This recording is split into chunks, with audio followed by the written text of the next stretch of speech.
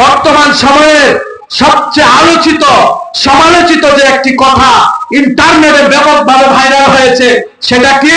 তথাকথিত একজন শায়েখ, আহলে হাদিসের একজন শায়েখ, সে বলছে আমার নবীজি 40 বছর আগে নবী ছিল না। জোরে কোন নাউজুবিল্লাহ। আমার নবীজি বাইনার রূহি ওয়াল জাসাদ, আদম যখন মাটি এবং পানির সাথে মিশ্রিত তখনও আমার নবী নবী ছিলেন বলে সুবহানাল্লাহ। আল্লাহর সৃষ্টি জগতে আল্লাহ সর্বপ্রথম আমার নবীজিকে নবী হিসাবে সৃষ্টি করেছেন, সুবহানাল্লাহ বলে। আমার নবীজিকে যারা 40 বছরের আগে নবী মানে না, তারা কোন? তারা কি মুসলমানের কাতারে আছে? যেরকম আছে, এদের ঈমান অটু তালাক হয়ে গেছে। কথা কোন ঠিক না বেশি?